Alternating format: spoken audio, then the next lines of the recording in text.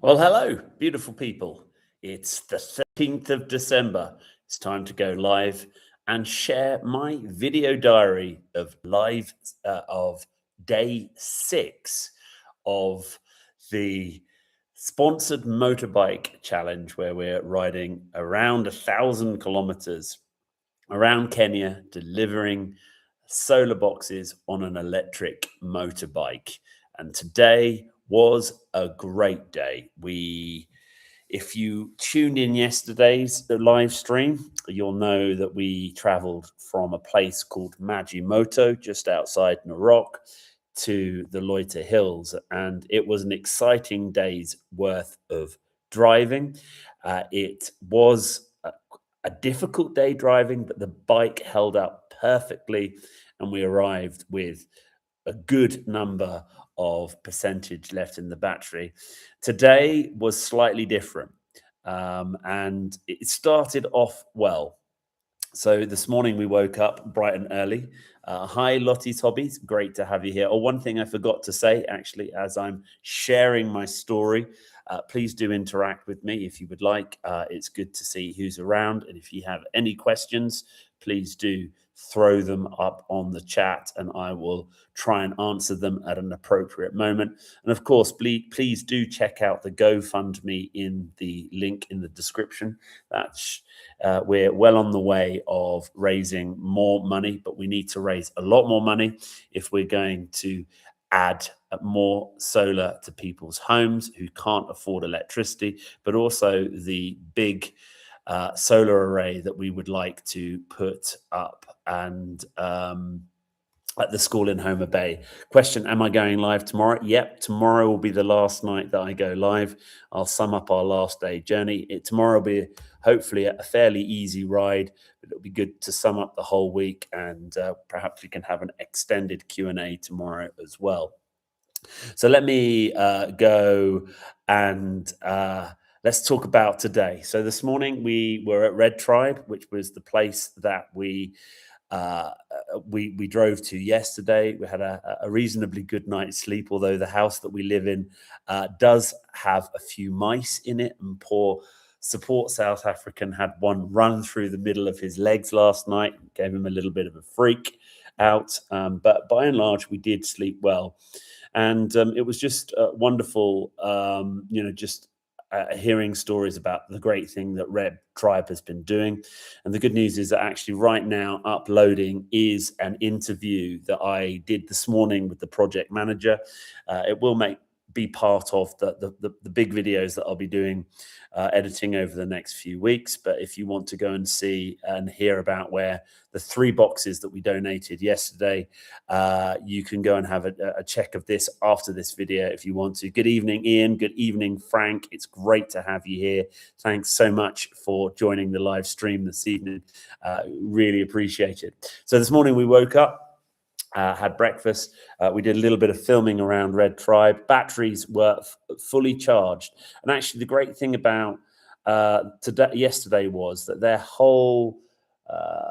have a whole network of solar panels powering a number of buildings, and we fully charged yesterday off solar, which is really encouraging. Not only is it renewable energy, but we're not actually burning fossil fuels to make the power. So we fully charged off solar, and we set out. And the actual big challenge today was, like I say, if you've been watching, you'll know that I've got 2 batteries, a slightly older battery I bought secondhand, and a new battery that came with the bike. And I wanted to use the old battery and see if I could get me to the escarpment that we climbed up yesterday. The old battery got me from where we were staying to the escarpment yesterday, but I wanted to see if I could get to the escarpment and go down. So there was a river crossing yesterday that was a bit dicey, and that was my worry this morning. So we set out, but there were 2 little river crossings. The second river crossing, which yesterday I kind of drove through, and had water up to my knees. The bike held up, and I was a bit wary because I've come back, because yesterday the river crossing was quite near the place that I was staying. So if anything had gone wrong, at least we're a few kilometers away of where we were staying. But I was worried going out if I destroyed one of the batteries. That's quite difficult. So anyway, I got to that, but I found another little route that was actually much better to get across, and so we set out, and I got to the top of this escarpment. I tell you what, the hills are just so beautiful, and it's just so remote up there. Actually, I felt like I was driving through some kind of hill country in Nepal. It was so beautiful, and the bike held up really, really well. And there was a big thunderstorm last night. I was really worried that the rain would wash the roads out, but actually it helped, certainly for the first 3/4 of the ride, because all the dust that we were driving through had been sort of damped down, and actually even some parts of the road had been slightly smoothed out, which was really great. And I got to the top of the escarpment with this battery, and I thought I'd play a game to go down the escarpment and see if I could get the generation of the brakes to increase the percentage. So I got to the top of the escarpment at 8% on this battery.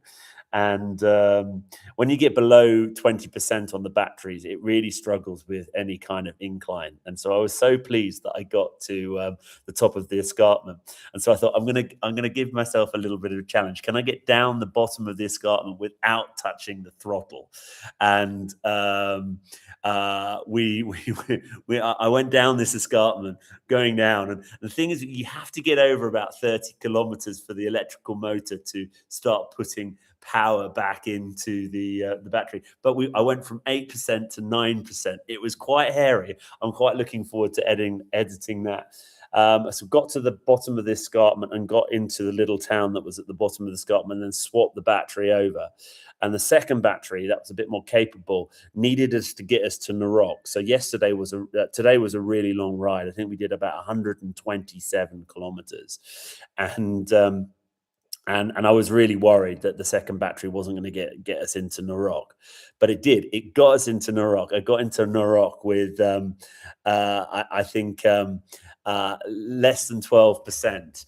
And as I was sort of trundling in, I was doing about 15 kilometers an hour. These bodders kept stopping and saying, "Are you all right?" I say, "I'm fine. I'm just going to push it as far as I can." And I could see a petrol station in there. I think, well, if I can get to there, I can then charge it for a couple of hours, and then we can ride around and find somewhere to stay.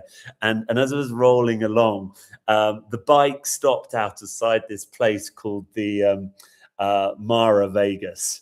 And it had a car wash out the front. I thought it looked like a big shed, and then I noticed people going in and out. And I thought, well, okay, maybe this is providence. Maybe this is God saying, I need to stop here. So I kind of freewheel the bike into their car park, and there was a bouncer that wouldn't let me go in with my helmet. Said, "No, I've got to take your helmet." And so I go inside, and I said, "Any chance that I can charge? We'll buy refreshments. We had lunch there." And it was a nightclub that was opened officially last night and been opened a week.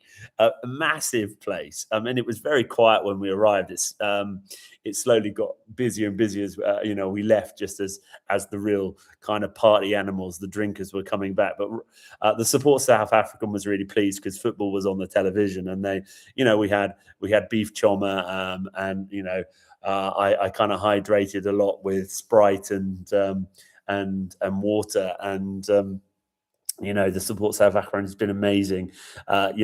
He had a beer shandy. I said, he's just been such a legend driving his car. We had planned to drive my car, but my car blew its turbo up about 3 weeks ago, and it's still not back. So he's just given his car up. So I thought, I've got to buy him a beer, and we sat there for just 2 hours, and just people coming up to us, talking to us about how amazing this club was. It was very, very quiet, quite impressive. And so, if I'm honest, it's not somewhere I would frequent of an evening, but during the day, if you wanted to go and have some chips and something to drink and watch some footballs, it was perfectly acceptable, and to charge an electric motorbike. And so we were there for about 2 hours, I think. But we got into We got into Narok about 12:30, and I think we left this Mara Vegas at at about 3 in the afternoon. And so the plan was to see if we could get, there's a road that goes from Narok to Enduro, which is the road that we're going to be using today. The plan was to see if we can find somewhere to stay up that road. And so we traveled sort of about 3 or 4 kilometers out of Narok, and then the biggest thunderstorm opened. It's the wettest I've been on a motorbike for a long time. And we was just getting, oh, we've got to find somewhere. We tried 2 places that were sort of there, and they say, oh, no, we're full. Well, the first one we went to was full. The second one, we got in there and just nobody was there. And by this time, it was full torrential rain, thunderstorm. And I needed to ride the motorbike. But I saw that there was a hotel sign, but we went past that because we were looking for hopefully a cheaper place to go. And so actually we ended up coming back down to this hotel conference center, and I sort of rolled in, and I was sort of dreading the person saying, oh, it's going to cost you 10,000 shillings a head. And it looked quite nice on the pictures.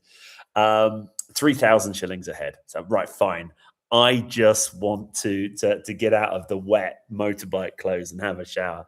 So no word of a lie, this place has seen better days. And this place has definitely seen better days.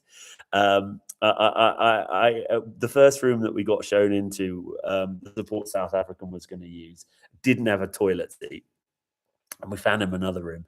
I get in here, no toilet paper. The towel was on the floor. I couldn't find a towel. And then I was told, no, that wasn't a towel. That was the mat. I was, and then I got electric shocks off the having a shower. So they've got these electric shower heads, and I hate electric shower heads because I think they're so dangerous. And this whole place has clearly not been earthed properly. And so I got in, had a shower. It was hot and lovely. But then I started sort of touching the thing to turn the water off, and I kept getting electric shocks on my thumb. I thought it was because I'd hurt my thumb. And then I realized, no, I'm actually getting a mild electric shock. So it's like, oh my goodness. We've sneakily brought the batteries into the hotel room, so we're charging the batteries, right? The Support South African's got one in his room, and I've got one in here. You may be able to hear it whirring in the background. I think last time I looked, it was up to 70%. So we'll be good to go tomorrow morning. So anyway, here we are. I did say to one of the members of staff, I said, when was the last time the owner put some investment into this place? And I said 1980. She's 1970. I said no. She said 1980. So this place is falling apart a little bit, but the bed is comfortable. So I just hope I don't get bitten to death with bed bugs or stuff like that. So I can't complain. I've got a comfortable place to stay. I'm now dry. I've had a shower. My jacket is drying over here, still a bit damp. And tomorrow is the last ride. So tomorrow we're riding from the Enduro side of Rock, and this is big hills. We got 126 kilometers to get back home tomorrow. We think we can do it on the 2 batteries. If we can't, there's 2 places that we've identified where we can charge. The Support South African's a member of a golf club in Enduro, so that's the first place we could go and do a charge. And then there's a Kembu campsite, which is not too far away from where I live. That's where I did actually the test ride to it. Thought it was quite nice to go in there and have something to eat and charge one of the batteries up to get us home. So that's tomorrow. So it'd been crazy. There's been a few more donations which have been fantastic. I've had 2 more donations. I managed to get them up here. So Christine Weens gave a £37 donation 3 days ago, and then an anonymous person. I know their name, but this individual, the GoFundMe, has decided to stay anonymous, gave a £74 donation. And so our total at the moment, we've got to £2,917. We've still got quite a bit more to go. I think Money and Marriage has calculated another 583 quid to go. so that we can certainly get the deposit down on the solar system. And yeah, I mean, if you just tuned into the stream, you know, this is my video diary. I'm sharing online my experiences of the day. I'm going to be putting some amazing videos, hopefully, together over the next few weeks and releasing for your enjoyment, which will be a lot more polished. But this is partly for my reminding me of what's happened, and I thought, well, why not turn it into a live stream and get people to come along. And we've got Frank the Faithful again. I will call you Frank the Faithful. Thanks for being there. Yeah, very, very, very grateful. Ian, thank you for being here again. I think I said yesterday that Ian has given 2 boxes, and I'm so grateful that you've tuned in. I've got Lottie's Hobbies, if you haven't worked out, is my daughter. And yes, I am looking forward to opening the Advent calendars tomorrow when I get home. And of course, Money and Marriage, my wife. It's just fantastic. You guys have been faithful throughout my live streams, which have made it a little bit more interesting, where you've been asking me questions and helping me think about things to say. I don't know if there are any more questions. You know, throw it up on the chat, and I'll try and answer them. If you haven't gone to the GoFundMe yet, please do go over to the GoFundMe. I know that there'll be people watching this after I finish the live stream, and please do go and click on that. I recognize that not everyone can afford to donate. It's tough times at the moment, and I completely understand that. But by simply liking, subscribing, sharing, sticking with me on YouTube, Instagram, and the TikToks, then I really, really appreciate it. Actually, interestingly, the statistics have been quite interesting on the videos. I can tell you, out of all the videos that I've put together over the last day, and of course, there's just been most of my videos have been short form, live streams. But interestingly, the short that I put up about being electrocuted seems to be getting traction. And then the most popular video, there seems to be a lot of people who really enjoyed the short that I put together about putting solar boxes into the showing the Maasai huts. That was a very popular one. And then me having an off on my motorbike, and that was on day 2. That seems to have got 4,000 views on on YouTube, which made me laugh quite a lot. You know, people like seeing people have difficulty. I have to say, I'm very, very thankful. I haven't had, praise God, another off. Oh, that reminds me, actually, when we got to the turn off to Majimoto, there was a road that continued going, and I thought, well, that's great. That will cut 20 kilometers off the journey. It was the sandiest road I have ever ridden on, and I hate riding on sand. Yeah, it was appalling. Actually, that's a very good question, Frank. You know, how would I rate the first? Oh, the battery's just finished charging. The charger's gone off, which means it's 100%. That's a good news. So one battery is at least ready. I would say the first 2/3 of the journey was fantastic. Probably some of the best riding I've enjoyed. The last third of the journey was horrendous, and we hit this sand spot.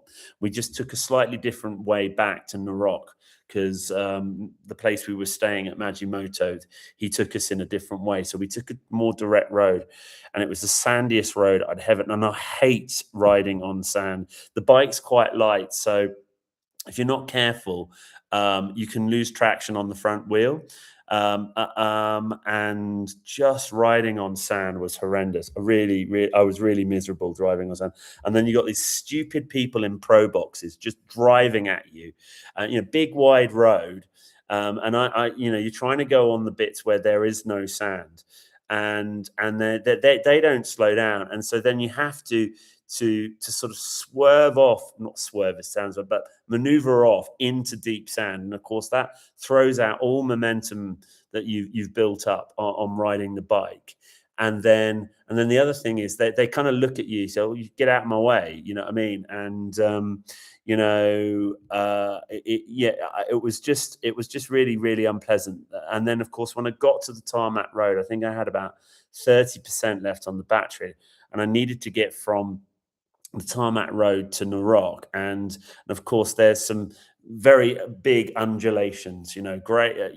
Got up the first one, no problem. Down the third, but by the time I got to like the third undulations, the bike was really starting to struggle. We were down to sort of 15%. I was really concerned I wasn't actually going to get into Narok, and so, like I said, the battery finally expired outside this nightclub, which I thought was quite humorous. But out of all the riding I've done, the riding on the sand has been the worst part. I hated every part of that. That was really, really miserable.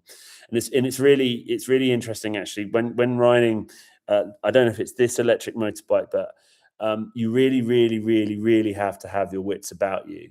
And I've noticed that the times where the bike, I had, praise God, I haven't lost the bike from under me, but the moments where the bike got squirrely was I perhaps took a glance down to look at the battery percentage, or took a glance down to look at the Garmin to see that I was on the right, and it's like, oh my goodness. And so the bike is not forgiving, not like a car. If I was in the sand, it would have just got bogged, but I wouldn't have come off and hurt myself. And so, yeah, that was quite worrying. But anyway, it's all.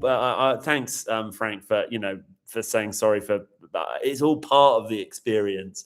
And actually, I was thinking on parts of today. I am actually really looking forward to editing the videos. I just really want to do a good job on these videos, and something that I hope you guys will enjoy, that you will share, and it will direct traffic to the channel, and hopefully get more people donating to this.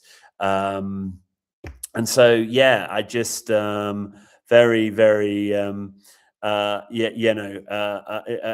am now starting to get excited about the video thing. Tomorrow, hopefully, we're pushing the batteries to their limit tomorrow. So out of all of the rides, tomorrow potentially is the longest one. So although it's a little bit of an anticlimax, coming into a bit of a crazy hotel, and then riding tarmac all the way home tomorrow. It's going to be a real endurance to see if we can manage the batteries back home, or if we're going to have to stop in Enduro or at Kembu and top up. I would really like us to do it. I'd like to see if I can manage the batteries. It's going to be a challenge tomorrow to see if I can manage the batteries well enough to get that 127 kilometers out of it. On paper, they should be able to do it. The 2 batteries should give me 160 kilometers. That's what Rome says it does. The first battery today, I got 60 kilometers out of it, and the second battery, I got another 70 kilometers out of it. So as of distance, today was a big one, and I was I was struggling near the end. I think if I'm sensible in my battery management, I think I can do it. What I find is the bike has a sweet spot between 60 and 70 kilometers an hour. If you can keep in that speed, if you've built up to that speed, the electric motor can sustain that. What I've been noticing though is pulling away, and particularly pulling away at higher inclines. The battery. The motor really struggles, so the battery has to put more energy into the what do you call it, into the to the motor. And so what I notice is, and then the regenerative charging kicks in over 30 kilometers an hour, and you need a substantial decline to be able to keep the bike going at a reasonable speed, regenerating, and also riding safely. So tomorrow is the challenge day. The good news is, if we break down at any point, we should be able to find electricity to charge it. And we should do this. Frank, it's a very good question. Did I record videos? Actually, I can show you some of the equipment that we've been filming on. So, of course, we've been filming on our phone. Phone cameras are excellent. And so when I've stopped, I've been putting a whole load of videos. I've got 2 of these Insta360s here. And one of these sits on the bike. And these are this is a secondhand one I bought off eBay when I was in the UK, and it just sits on the bike, and I'm able to just switch it on, and it does a whole 360 encompassment of so a forward view, a view of me, side views, and so these are really brilliant at capturing what's going on the bike. And then the Support South African has got this thing here. It's just a little Canon vlogging camera. It's a 4K camera. It's got a fixed lens on it. I did bring my DSLR, but I've not brought it out of the bag. So a combination of those three things. So the Insta360, this Canon vlogging camera, and our phones have been what we've been getting the majority of the filming. I mean, it's amazing. We've got another little Android phone here, which films in 4K, and then that's we've been using that as well. And I've been, when I was back in the UK, I bought these cheap wireless.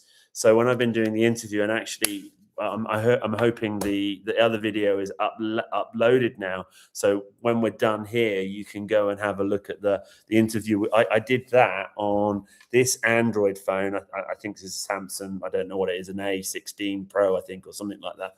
And I used these wireless lapel mics I picked up for $50 in the UK, and a tripod. And I'm actually really impressed with the quality of it. So I think we've got some really great footage. I've filled up 8 SD cards, all 256 gigs each. Actually, I need it. I've just been freeing up 2 SD cards, so I have cards ready for tomorrow. So in a nutshell, we filmed lots of stuff. And so that I'm quite interested. I'm looking forward to do that. So hopefully that answers your question on that one, Frank. The Garmin was really useful today. Because I was pretty much driving a route that we'd always done yesterday, I just used the Garmin today, so I didn't have my phone going, and that was great. So yeah, that's kind of where we are. I don't know if there are any more questions. Anyone who's joined the stream, I'm just giving my diary experience of driving 1,000 kilometers around Kenya on an electric motorbike to raise awareness of electrical poverty. A lot of the people on the chats are very supportive and helped the ride. If you're watching this, please go and check out the GoFundMe page. If you're able to support, that's fantastic. And if you can't support, don't worry. Just like and a subscribe and a share and follow the channel, ring the bell and all of that. Good question. What's the total distance? We think around 800 kilometers.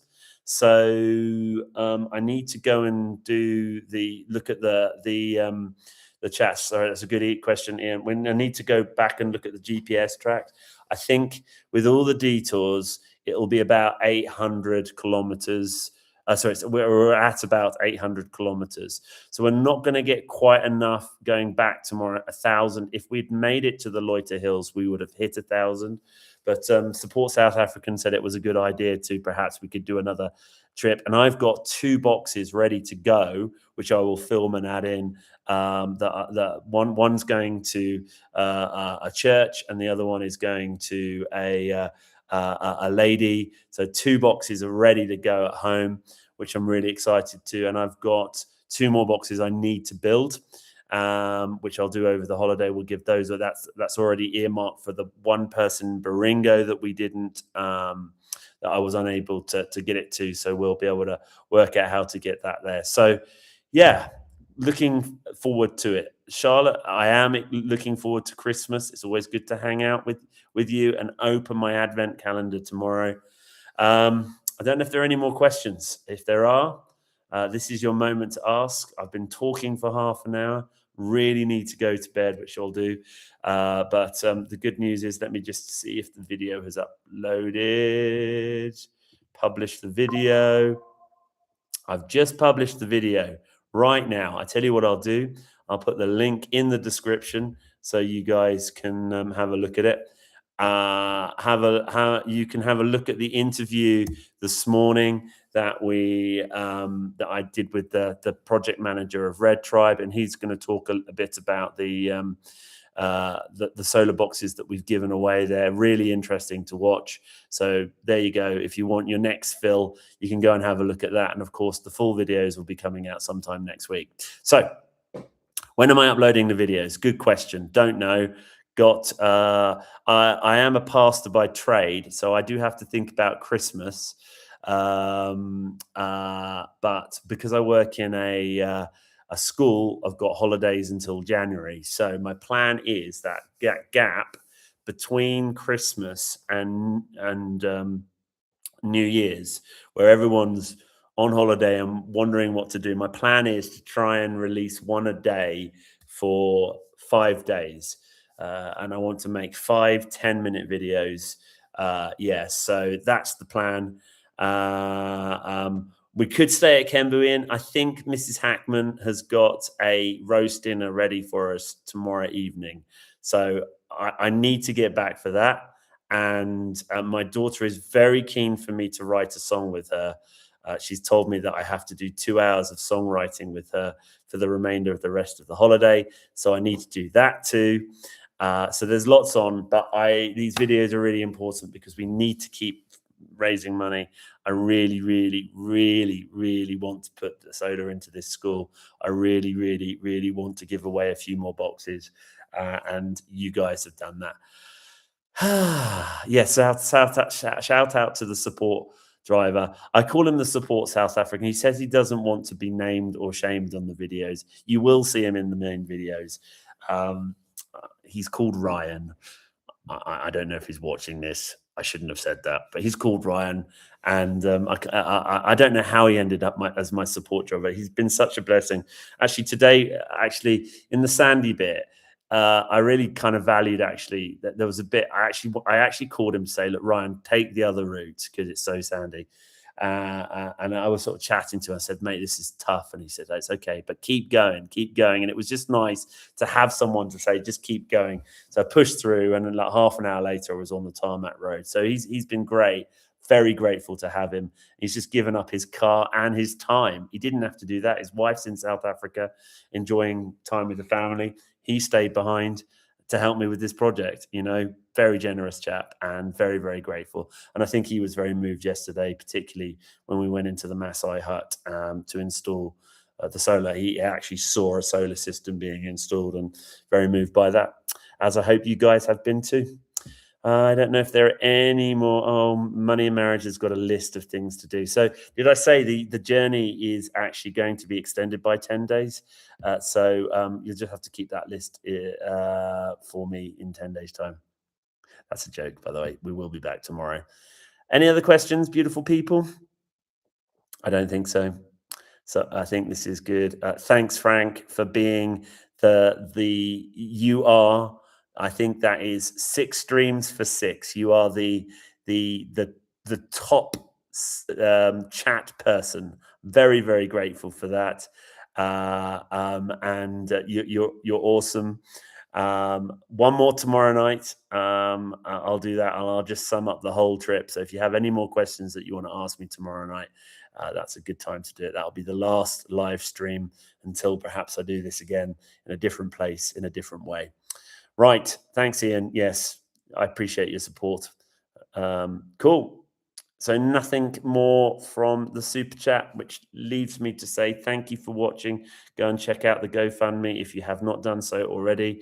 If you can't afford to support the GoFundMe, that's fine. Rate, subscribe, share, tell your mates about what we're doing. Let's see if we can put more light into people's homes this Christmas. Bye-bye, everyone. Take care. Bye-bye, Lottie's hobbies. I appreciate you all.